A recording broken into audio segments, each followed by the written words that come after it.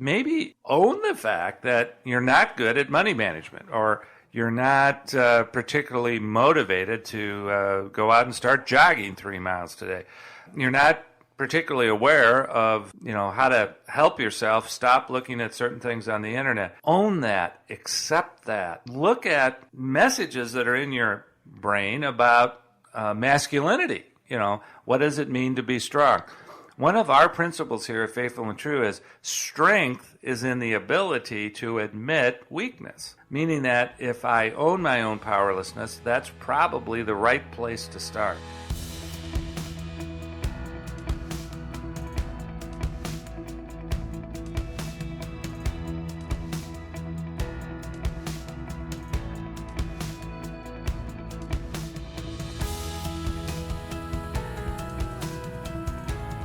Welcome to the Faithful and True podcast. Today we have a very special legacy podcast for you featuring Dr. Mark Laaser and myself as co-host.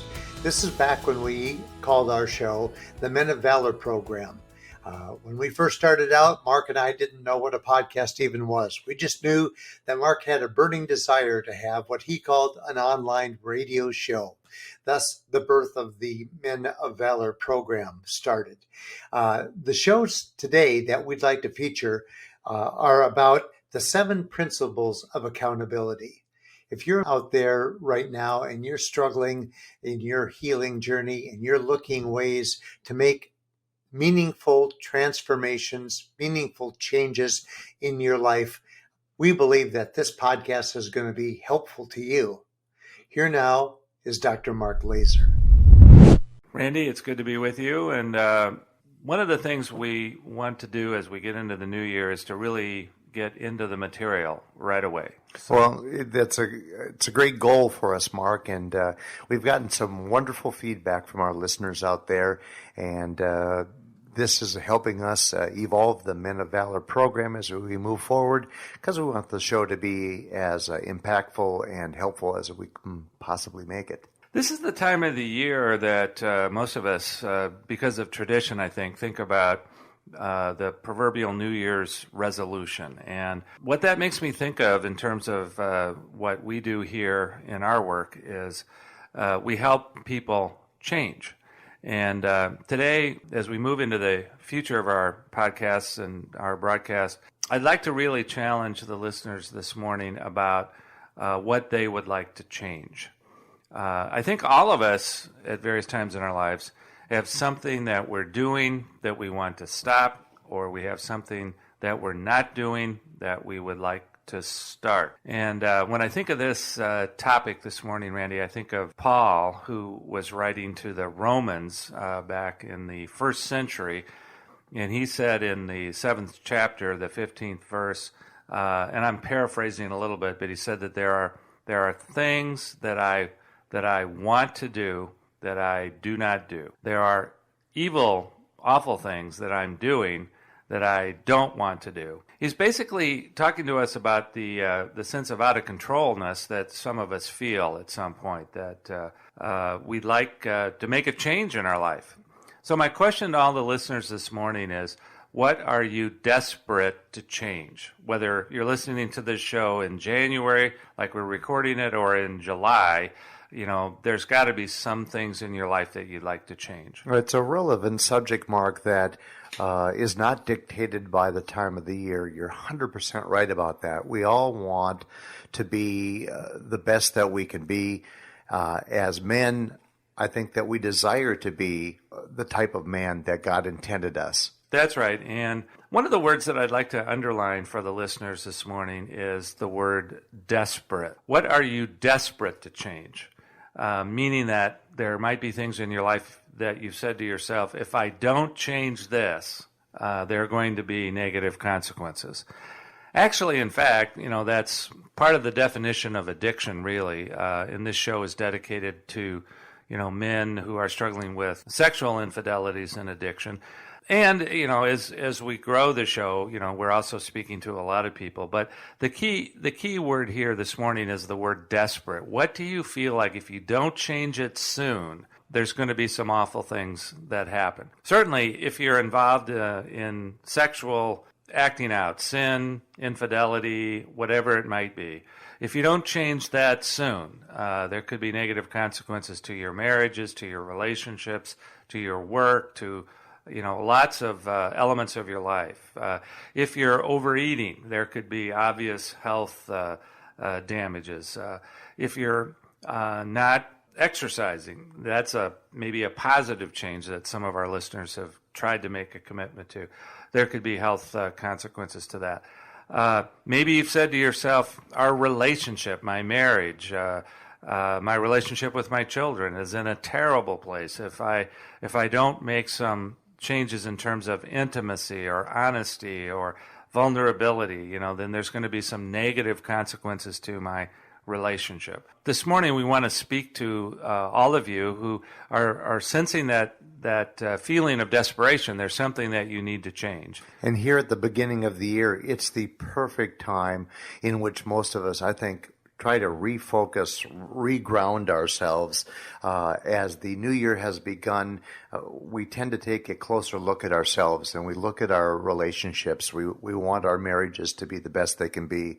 We want our relationships with our children to be the best they can be. We want our health to take a step up in improvement. We're going to start. This is why there's always such an influx of memberships at the gym. Right. The beginning of the season with the new year, people go, this is the year. This is the year I'm dropping the 20 pounds and getting healthier. This is the year that an individual wants to quit smoking or start a healthier daily regime with getting themselves into better shape. So this subject is well timed, I think, this morning in talking about what are you desperate to change. Let's talk about, by the way, I was thinking about the health club thing yesterday when I was trying to find a parking space on New Year's Day at the health club. But let's just talk about an example. By the way, what we're going to do here in just a minute is we're going to talk about some accountability principles. We've talked about it once before on the show, but I think what we should do here in these first several broadcasts of this year is to talk about accountability. And accountability is really about how to make a change. So we're challenging the listeners this morning. What are you desperate to change? And we want to get into some practical things that you can think about in terms of how to make that change. And those are what we call here the 7 principles of accountability. We're not going to get into all 7 today. We don't have time. But we are going to talk about the first 2 of those, and then in the following shows we'll add to that. Every day that we work here at our counseling center, we encounter stories of men who have been lost in a world of addiction, and these are men that have tried to change but haven't been able to.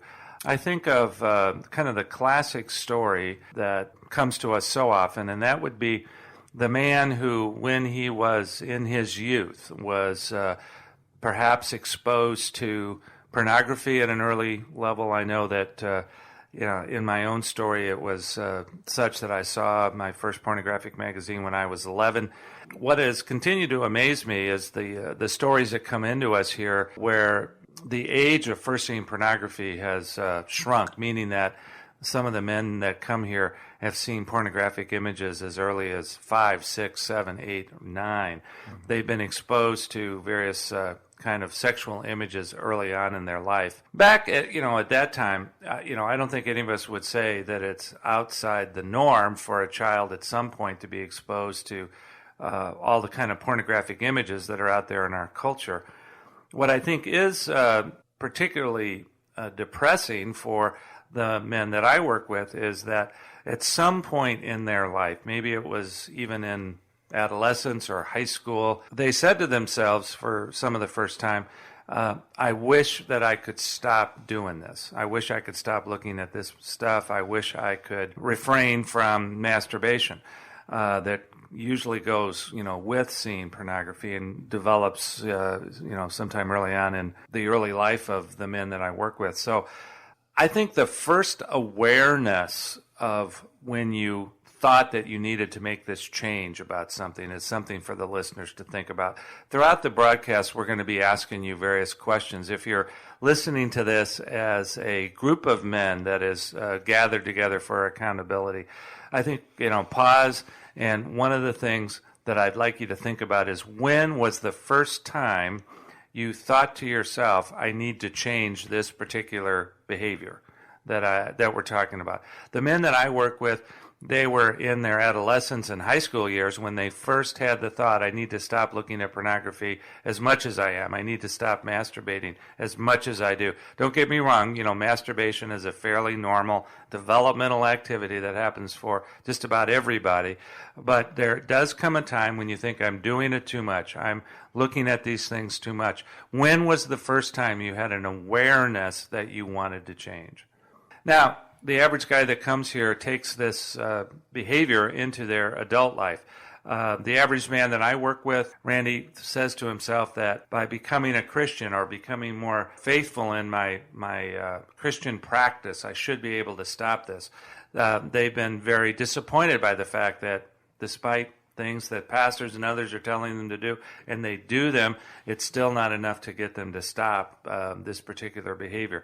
The classic one that all the men that are married that come here tell me is that they were really believing that when they got married, their sexual practices, pornography or masturbation, would stop. And so bringing that into the marriage, it creates difficulties until such time as they finally get discovered, whether it's by their wife finding their pornography on their computer, walking in on them one day when they're acting out, finding whatever it is that they find. And then now we have a crisis in the marriage because of what the wife has discovered. That is kind of our typical story here at our counseling center. And that adds to that desperation that we're talking about, because, it's one thing to be harboring this secret that you may be struggling with within yourself, knowing that you have this problem that you would like to go away. But once your spouse has discovered it, it adds, it certainly intensifies the problem and adds to the desperation. Is that not true? Yeah, desperation. And let's just expand this for a moment for those that might be listening. I mean, maybe it is that you have your first memory of when you said to yourself, I need to stop drinking as much as I am. I need to stop smoking. I need to lose weight. I need to get better at being able to be talking about my feelings or whatever else it is. When was the first time you became aware that you needed to stop something or start something in order to be the man that God called you to be? So take a moment and think about that. I think one of the principles of accountability is that all of us need to take our own inventory and realize how desperately unmanageable, this particular problem that you're dealing with is. So now, as part of the unmanageable nature that you're mentioning there, in an earlier podcast, you mentioned, thank goodness that the internet was not around back when you were younger, because your infatuation, for lack of a better word, your addiction with pornography would have been intensified because of how easy it is to find because of the internet now. Well, that's true. I mean, back in my day, when I was looking at pornography, you had to go to rather obscure places to get it. In other words, the average drugstore, convenience store had, Playboys or whatever else it was back in those days. But when the internet came in, well, first of all, I think the first development in the expansion of pornography was, believe it or not, the cable networks, even the HBOs of the world. The HBO has, some great programming, don't get me wrong, which is kind of like, it's part of our ampersand teaching around here. HBO has some good programming, and it started to introduce us to a world of softcore pornography very early on in the 80s. And then the internet, of course, became more popularly in use in the mid-90s. I've always thought to myself that if I had that kind of accessibility, it just would have ramped up the development of my own addiction. So I'm guessing there are a lot of people out there that are listening to us today that can identify with the powerlessness that may be developed with the internet. In other words, you started using the internet. We were all amazed and astonished by the ease of using emails and all of that, and how wonderful that was, to be able to communicate so easily with our friends. And yet, in the process of using the good things about the internet, then we also, got lost in some of the other stuff that's available there. Today we're seeing a whole new population of people that are, getting addicted really fast to the power of the internet. Do you, as you said, we're going to approach and discuss the first two of these principles. Would you like to now, get into that first principle of accountability? Sure. Accountability, remember, is how you are trying to find help and support for whatever it is you are desperate to change. So, principle number one of accountability is to recognize and own your own sense of powerlessness around something. That's why I was asking earlier for the listeners to be thinking about when was the first time you had that thought that you needed to change something. The average guy that we work with can trace this back for years in terms of having that thought, I need to change something. What that should lead to at some point, if you're going to be accountable, is the idea that your own best efforts have not been able to get you free of whatever behavior you're trying to change. It's a recognition that your own thoughts, your own rationale, your own discipline, whatever that may or may not be. I can't fix this on my own. I cannot do this on my own. Basically, we learned a lot about this through the power of Alcoholics Anonymous when Bill W. and Dr. Bob wrote the 12 steps back in 1935. They recognized this first principle of accountability in the first step when they said, I admitted that I was powerless over alcohol and that my life had become unmanageable.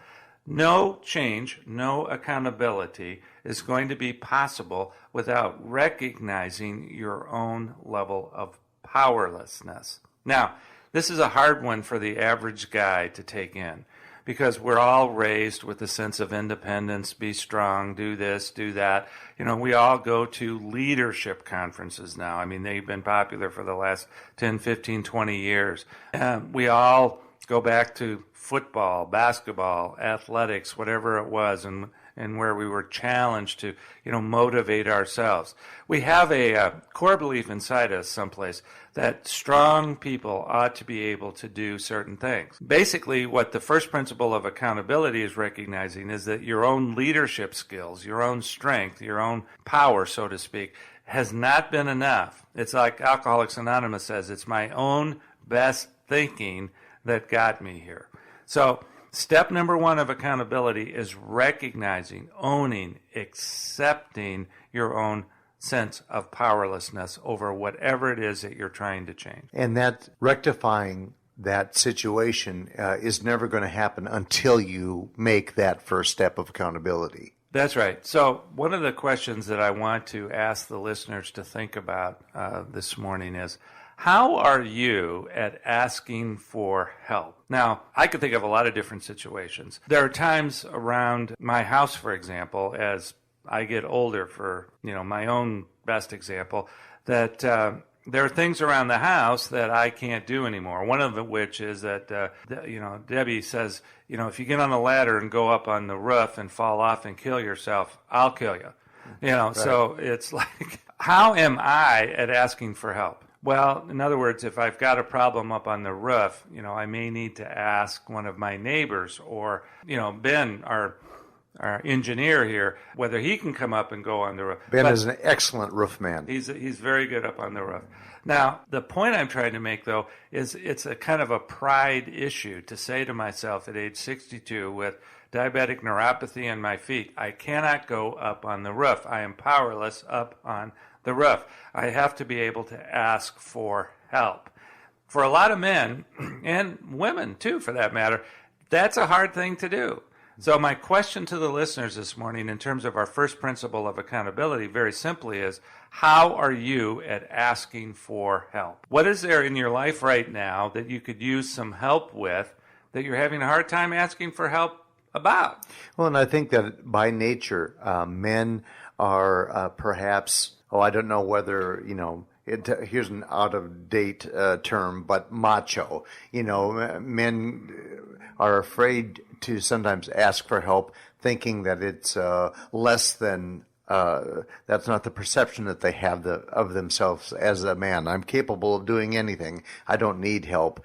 When in reality, we all need help. We all have those areas of our life where, we're not capable of handling a situation on our own. I think you continually come up with words, Randy, that reflect your upbringing in rock and roll back to the 70s and 80s. I'm showing my age again, too. Yeah, you're the macho man. But I think that term is exactly what we're talking about. So let's just summarize for a moment. Principle number one of accountability is to own and accept that you're powerless over that which you're desperate to change. So if you're desperate to stop looking at pornography, you're desperate to stop drinking, you're desperate to stop smoking, you're desperate to start exercising. Another one that I think of is you're desperate to start managing money better. That's another frequent huge area. New Year's Eve resolution. Maybe own the fact that you're not good at money management, or you're not particularly motivated to go out and start jogging 3 miles today. You're not particularly aware of, how to help yourself stop looking at certain things on the internet. Own that, accept that. Look at messages that are in your brain about masculinity. What does it mean to be strong? One of our principles here at Faithful and True is strength is in the ability to admit weakness, meaning that if I own my own powerlessness, that's probably the right place to start. The first most positive step that you could be taking. Yeah. Now, again, to be practical today for the listeners, think of something in your life right now. Maybe you're not sitting there and you're dealing with some desperate powerlessness. Is there anything in your life right now that you could say, I could really use help with that, and what is it? And how are you at asking for help? That's principle number one. Principle number two of accountability. How oftentimes do you get asked on a daily basis, how are you doing? How are you feeling today? Or how are things going? And, what do you typically say? Well, most of us say, I'm good. I'm okay. I'm fine. It's fine. And let's be honest. Let's say you're at church coffee hour and you've just been to worship or whatever. And chances are in that social situation, people don't really want to know how you're doing. You're in the grocery store and you see a friend and they ask you, how's it going? Probably in the cereal aisle, you don't necessarily want to get completely honest about, some of the desperate situations in your life, right? Sure. So, I want to be practical and realistic here. When people ask you how you're doing, I think you have to be careful. But principle number two of accountability is that there needs to be some people in your life with whom you can get completely honest about how you're feeling and how you're really doing. So, in light of the theme of our show today, that sense of desperation about wanting to change, how are you at talking to somebody about how it feels to be that powerless over this particular change that you're trying to make in your life? Principle number two of accountability is in order to make change with certain safe people, you need to be able to talk about your feelings in an honest way. If you're depressed or sad or angry or anxious or fearful, there needs to be safe people in your life that you can talk about those feelings with, and you need to be able to talk to them on a regular basis. I don't think, again, going back to this masculinity thing, I don't think men are good at that. Let's take one of those, pauses that we talk about and just ask the men, What were the messages in your families, in your schools, in your churches, on your athletic teams about feeling? Did anyone around you model in a healthy way how to express feelings? Did you get talked out of your feelings? I think sometimes we learn these things even on the sports teams that we play on. You're really sad that you lost the game. Suck it up, move on, we'll do better next time. Whatever the examples are, I think as a culture, we're not good at encouraging people to be honest about their feelings. Now, remember, we're saying this is not every place. We don't want to be emoting and bleeding all over every situation in our life. But we need to have safe people in our life with whom we can get totally honest about how we feel. Well, these are powerful points that we're making this morning, Mark. And as we wrap up today's show, what thoughts do you want to leave the listeners with for today? Well, I think of several other questions. We've already talked about a couple, but for today, I'd like the listeners to think about, again, that desperation that they have to change. But as we close the show, maybe another question is, how long has it been that you've been thinking about this, and what is it that you think has been keeping you stuck? What has been preventing you from owning your own powerlessness? My best guess about that is that it is fear. There is fear that you have. If people in your life found out how unmanageable, how powerless this change is, there would be a negative reaction. I think it's fear of other people's reaction that's the biggest stuck place that we have in our lives.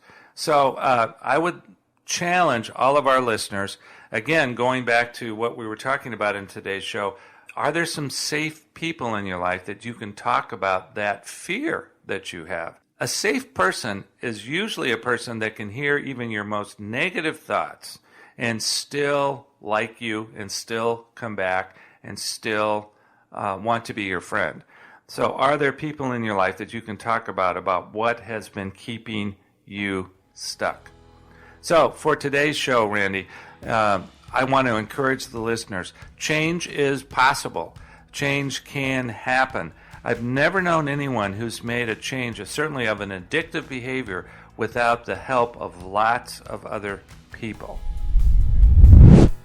Well, thank you for joining us today on the Faithful and True podcast. We hope that this conversation with Dr. Mark Laaser and myself has been beneficial to you. We covered the first 2 of the 7 principles of accountability, and we're going to follow this podcast up with a second one in which we will address the 5 remaining principles of accountability. Until then, we hope that this coming week for you will be a week filled with many blessings and with great vision.